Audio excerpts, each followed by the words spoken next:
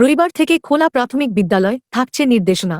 আদালতের নির্দেশে বৃহস্পতিবার পর্যন্ত বন্ধ থাকা প্রাথমিক বিদ্যালয়গুলো আগামী রবিবার থেকে খুলে দেওয়া হবে। আজ বৃহস্পতিবার প্রাথমিক ও গণশিক্ষা মন্ত্রণালয়ের সচিব ফরিদ আহম্মদ গণমাধ্যমকে তথ্য নিশ্চিত করেছেন।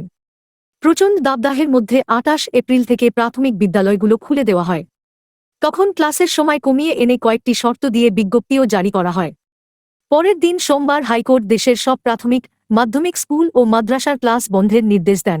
পরে মন্ত্রণালয় থেকে সারা দেশের প্রাথমিক বিদ্যালয় বন্ধ ঘোষণা করা হয়। রবিবার স্কুল খোলার পর বিজ্ঞপ্তিতে যেসব নির্দেশনা দেওয়া হয়, এক শিফটে পরিচালিত বিদ্যালয়গুলো প্রতিদিন সকাল ৮টা থেকে বেলা 11:30 পর্যন্ত চলবে।